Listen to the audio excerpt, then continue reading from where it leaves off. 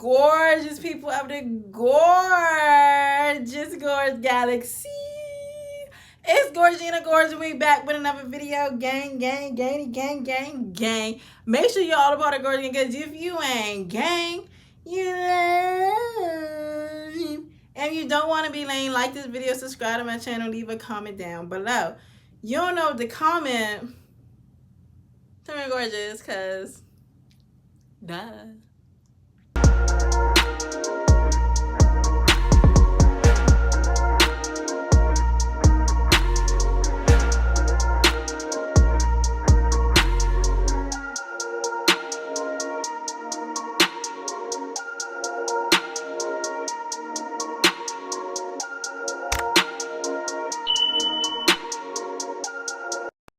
It's Friday. We're telling a story time because it's Friday. It's Friday. We got a story time for Friday. Y'all know I change the song every Friday. It's story time on Fridays. Yeah, it's story time today. Story time. Now, I know y'all was like, she just had a shirt on. I did. I most definitely did have a shirt on.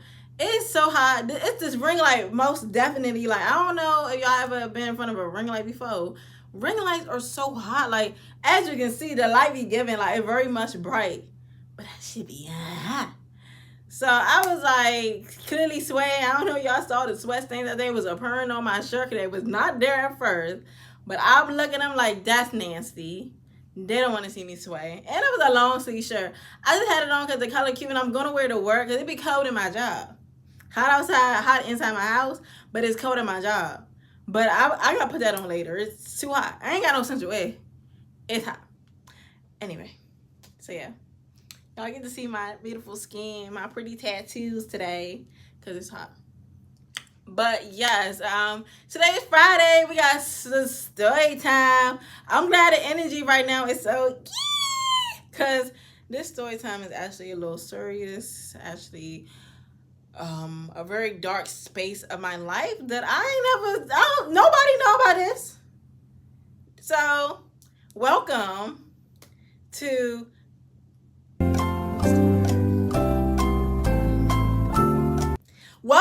highly classified information. You guys get to hear this story before anyone. And you know what's crazy? I've been through a lot of like things in my life that would make a great book. I actually was writing a book about my life. But I stopped. I gotta finish it one day because I've been through some things. And one thing I've been through was that I had to go to the place for the people. And I don't even like to say that because I don't believe that people are crazy. I just think we are ill and we suffer from things. I do suffer from my own illnesses. I've spoken about them plenty of times on my channel. And I have been suffering through these things for a very long time. And my first trigger and acknowledgement that I was dealing with this was way back when. So we're going to take this back to 2015, 2016, like the timeline. I was a senior.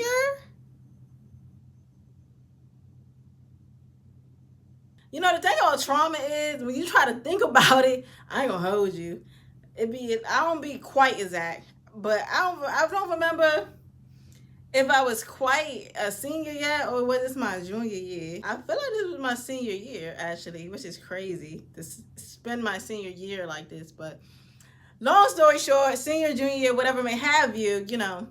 Also, another video on my channel, I spent the majority of my high school career in a very toxic relationship. The only relationship I was in until I got into a new adult relationship.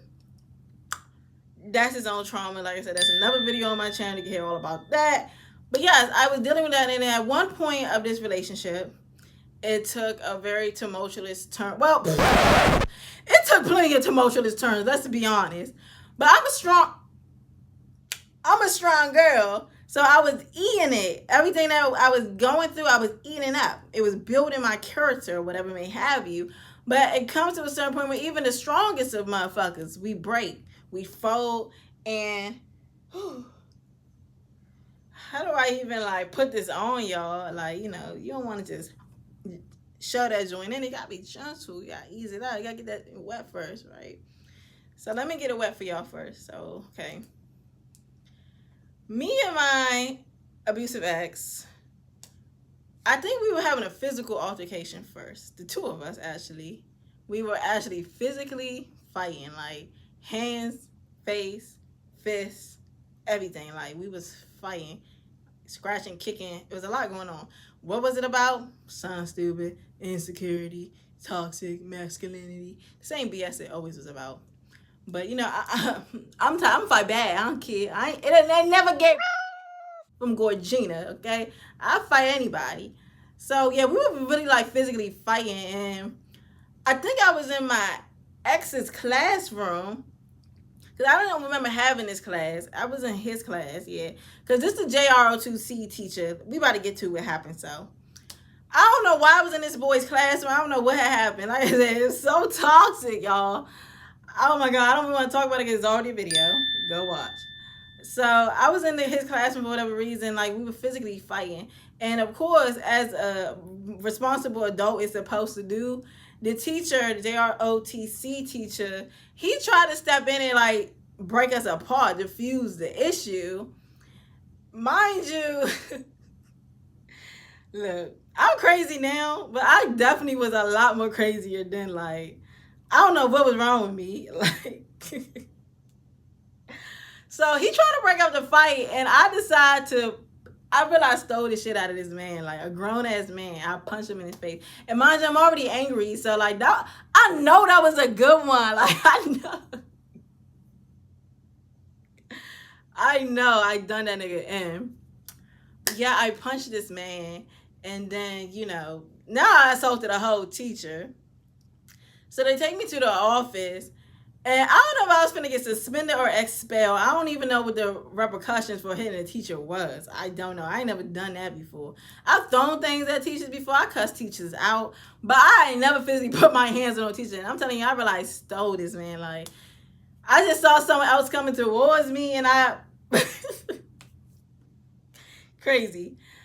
So yeah, they got me in an office and basically telling me like, yo, what's going on with you? You can't do that. We gonna have to get you up out of this place. Which, mind you, I should have just let them do that to me, but I'm a Virgo. I really don't like change. I have anxiety. Like, change makes me uncomfortable. So I really wasn't trying to have them transfer me. And another thing is, I didn't understand why they was not trying to remove my ex. He was the problem. If you removed him, I would have been good. If you took me away, he probably would have found another victim. Like, he been a problem child. He was always getting into fights and stuff on his own. I had nothing to do with that. He was a troubled person that turned me into a troubled person. So I already felt that way. And, I'm vocal. So I'm telling him, like, why do I have to leave? Like, what did I do? Yes, you punched the teacher. But, like, damn, I'm the victim here. And when I really much hated the most from my staff and stuff in my school, they would treat me like I was the problem. The whole time I'm a victim. I'm being abused physically, mentally, sexually. Like, I was going through everything I was going through, and there was no one that heard me out. No one understood. Everyone was blaming Gina. It's Gina's fault. Gina wants to go through this. Y'all, I don't know, this should be a separate story time because there's not much to say, but I had a whole teacher, an English teacher, bitch, we supposed to be talking about grammar and stories. She would always sneak this me in front of the classroom every day, talking about allowing men to abuse you. This was a black woman in front of a black girl saying that like it's our fault to go through the things we was going through. Yeah, my high school was, when I think about it, was very much toxic. I hate that school, and I hated the staff. I wish I did take this opportunity to transfer, but I didn't. What ended up happening was, so they called my parents, which is another trigger for me, because my parents were another people on the list of people who treated Gina like a problem instead of the victim that she was. Anytime I did something, my parents would blame me. They would get mad at me. They'd be ashamed, embarrassed, all type of stuff. So I didn't want my parents to show up. And I told them, like, please don't call my parents. I don't want my parents to da-da-da. And like I said, my memory a little phasey in this moment because it was a lot going on. But somehow I end up outside the school. I like literally ran about and I was finna run into the street. I actually did run into the street. And my ex, I think he had my phone, and mind you, this man has a whole password and everything, like total control over my life. So somehow I guess he ended up texting or calling my dad, kind of letting them know that I was going crazy. Cause that's Gina's fault. She going crazy, just randomly having a moment. But clearly I'm going through shit. But the moment I run into the street, now that's a trigger for she wanna unalive herself. We gotta do something with this girl. Mind you, to be honest, when I think about that moment, I don't know if I specifically did want to be unalive at that moment, but thinking back about it, maybe I did. The next thing I did say out of my mouth when they got me out of the street, I announced to them that I wanted to unalive myself. So, whole code red, everybody stop. We gotta do something with this.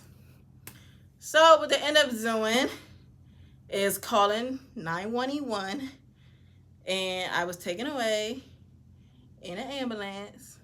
They sent me to a hospital first, like a regular hospital. I was in a regular hospital. They checked my body to see if I had scars and stuff like that, I guess to see if I was hurting myself. Mind you, I wasn't doing that. I don't know. I never really was a cutter or nothing like that to that extreme. I've tried it before, but I don't know. That's not enough for me. If I'm gonna do something, I need it to be, you know what I'm saying?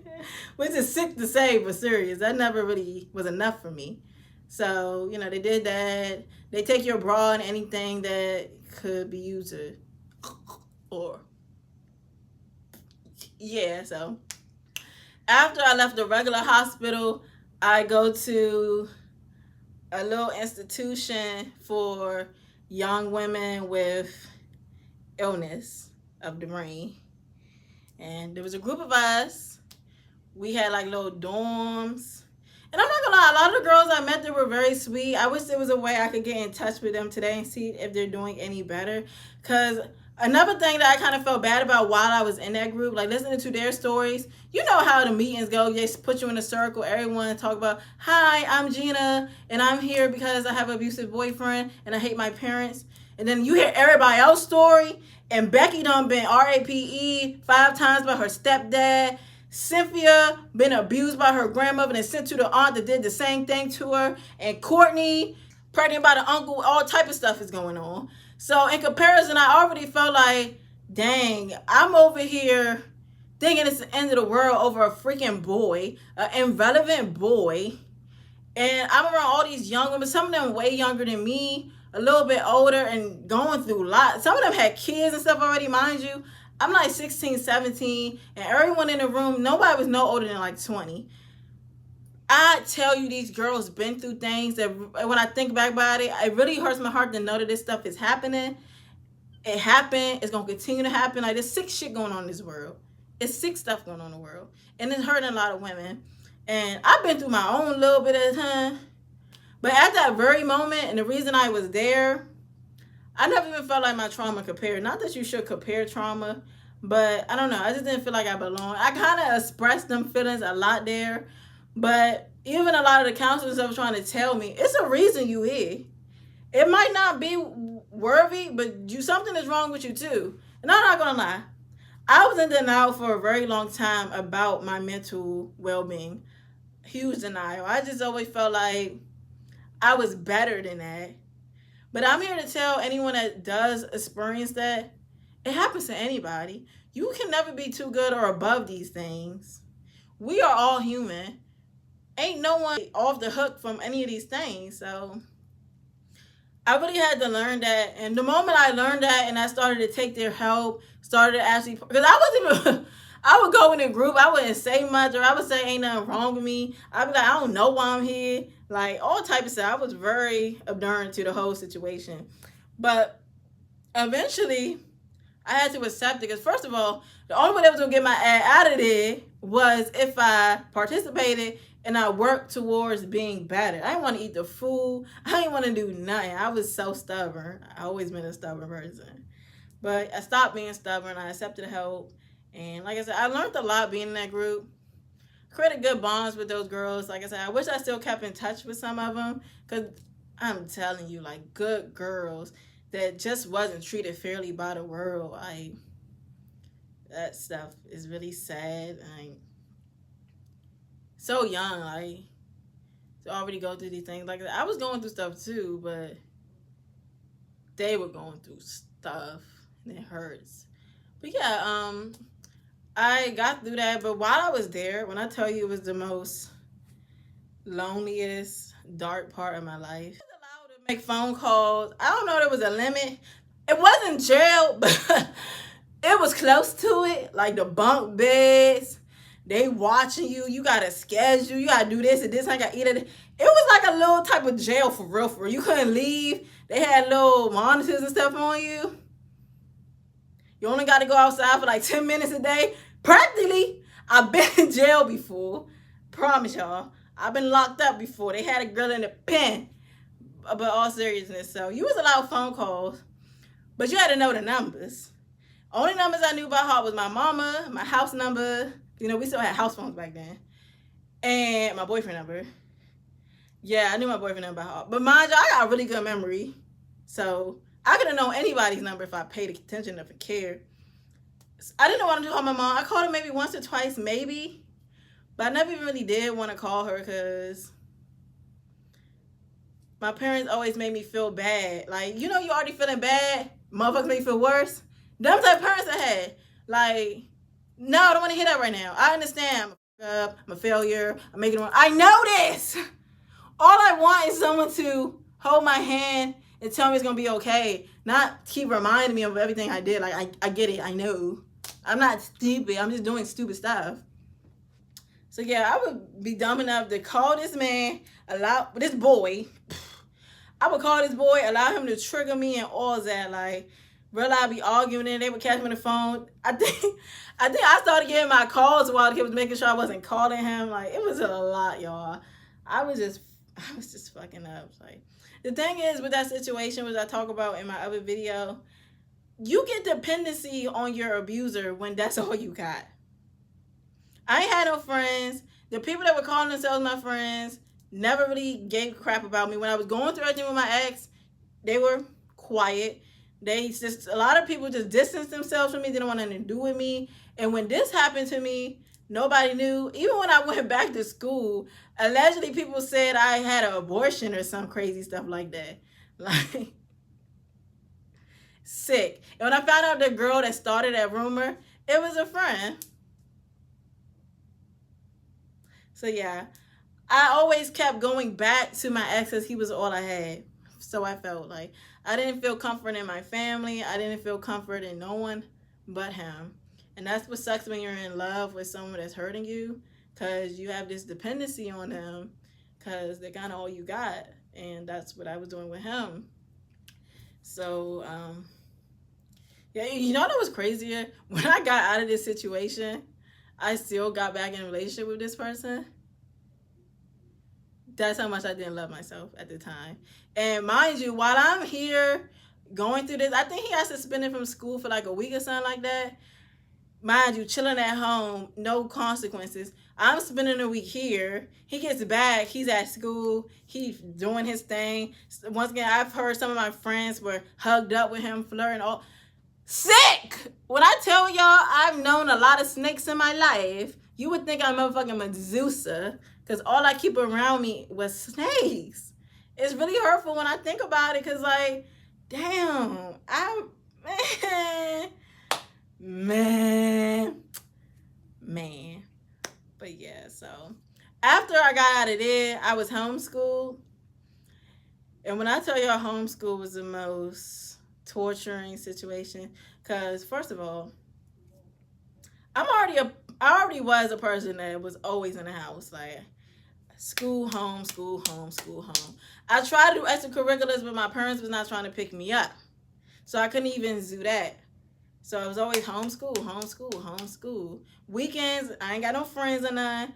Homeschool, homeschool, homeschool. Like, that was my life. So to actually be homeschooled, like, school was at least some type of escape, right? I got to get away from my parents. I got to get out of my room. I got to see other people, interact with other people, like learn. I love learning. I'm a huge nerd. I love learning. I love that part of school. The learning part, I loved it. The social part wasn't it for me, but I really did love and enjoy going to school. The classroom environment, I like that. But being homeschooled, you got to. My homeschool teacher was this old ass white lady, old ass wall colored lady, like skinny, frail, old. I don't know how old she was, but if I went, I might have knocked her ass over and she would be gone, dust. So she came over to my house with all these books and stuff, and I think some of the stuff she got from my actual teacher so I could be caught up. And that stuff was just torturing. I'm like, why do I have to be here? Like, that nigga out there free, living his life, fucking hoes. And I'm in my house with this white lady just oh, so I was being stubborn and ignorant to the homeschooling. I wasn't here for. I wasn't trying to do that. This is not fair. I was fighting for my rights. I was calling up the school, everything like, when can I come back? This is not how I'm in my senior year. Yeah, mind you, it most definitely was my senior year. Like, this is my last year of school, and this is how I was starting off what I was going through. Look, let me tell you something. This lesson I still haven't quite necessarily learned, but I'm starting to learn, really, because, woo, oh, the amount of times this has happened to me. All it takes is one bad decision-making moment to alter the history of the rest of your life. If I had just been calm, let them suspend me, expel me, train me, whatever they was trying to do in that office, I could have just been in a better place. I could have went to a new school, might have possibly met new friends, people that actually would have liked me, not snake me out and be weird, fake-ass bitches. Who knows? I would have been happier. A lot of things could have happened to me. I probably would find a new boyfriend who was actually cute, actually gonna love me or like me. I'm sorry, I don't think love exists when you're that young. But I think my problem was I was really scared of being alone. I spent so much of my time alone. I found one person that I thought wanted to be with me, that the thought of not being around him, I was convinced that there would be no one else that would want me. And one thing my ex was always good at doing was making me feel that way. Oh, no one would like you. That's why you don't have no friends. You this, you that, like, really, like, made me believe I was less than what I was. So I think that played a part in it. The fear of having to start over and wondering, is someone else going to treat me this way? Is everyone else going to be like everyone else? So, yeah, my only thought in that moment was to just disappear. And thankfully, and you know what's crazy? The same person that got me out of the street was the teacher that I stole in the face. So I'm thankful that he was there to get my little ass. Because I ain't weigh no more than 100 pounds back then. I was so small, y'all, so small. And yeah, I'm glad I was saved, because all I saw and thought about that moment was not being here. And when I got to that hospital, that kind of was a turning point for me. Think like, oh wow, this can get worse. My family wasn't the best. My parents not the best. But I do appreciate that I had somewhere to go to. I had a bed. I had a room. I was fed daily. I had something. Clearly, I've been trying to make this a lively story, because that's just the Gina effect. But this is really serious, y'all. I really went through this. So yeah, I was homeschooled for a little minute. And while I was being homeschooled, I had to go to therapy every weekend. That was the worst. My therapist, he was an African man. I don't know how an African man gets to become a child therapist, but he was so emotionless and cold and just I should say his name, Dr. Kamara, because I still remember. Worst therapist ever. Like, as a child youth therapist, baby, you was so mean. I had a session with my mother. She wasn't trying to take accountability for nothing that she had made me experience. Therapy was so terrible that me as an adult, I'm still scared to go back to therapy, because I just have a history of people not understanding what I'm going through, not hearing me out, not seeing that I am hurting. I just couldn't do it. But all that ceasefire, the therapy I only had to do a certain amount of sessions. Thankfully, once that was over, I ain't gonna lie. I lied on my. They give you a little test at the end, ask you questions about how you feel. I would lie like this. Do you have a hard time sleeping? Nope. Do you eat? Do you eat less than you're supposed to? Nope. Like, I was lying. Means you, I was still experiencing symptoms of the D word. I was still going through the D word. And at that moment, I did get diagnosed with the D word. I got medicated. I was taking my medicine. And yeah. Somewhere along the way, I stopped all that. And that's why now, as an adult, I'm still a barely functioning person that's suffering from these things. But that's another story for another time. So yeah, I finished with all that. I was being medicated. Also, did I mention that while all this is going on, this is while I was like at the peak of my anorexia, like the peak of it. This was all going on this same year. So I'm this very skinny, sad. Oh, my senior year was the worst. But I eventually got back to school, and like I said, I was finding out a lot of my friends were being weird as snakes. Mind you, I still rekindle friendships with these people, because that's just how desperate Gina was. Like, I would be friends with the wall if it spoke to me. Like, seriously. I did not know my worth. So, yeah, I ended up running for prom queen and all that. Mind you, no, I didn't win, because nobody liked me. Most people felt like I was weird, creepy, crazy. I knew I wasn't going to win, but it's something I always wanted to do. Y'all know me. I grew up on all the Mean Girls and the Cinderella stories. And that was my vision and hope for high school, to be that popular girl that everybody liked and rooted for. You don't get that in real life. The underdog did not win in real life. Nobody would follow me. And yeah, eventually I graduated. I cried on my graduation day. And I cried because I had to really come to terms with the fact that my whole high school career was utter bullshit. I went from a straight A student to barely making it. Like, I think I graduated maybe like a 3.6 GPA, but that was only because I was taking like AP classes and things like that, which makes like a B was worth an A type ish, a C was a B. Like, I really fumbled down. Like, I could have been so much more. I could have been valedictorian. I swear you not. I was the smartest bitch in my school. I promise you that. Don't let the good looks and the silly shit fool you. I was the smartest bitch in that school. I just fell off. I let the wrong things stir me off my track. And yeah, I fucked up. I did. But I made it through. I ain't even walked, baby. I strutted across that stage. I got my diploma. I went to college and dropped out twice. And now look at me.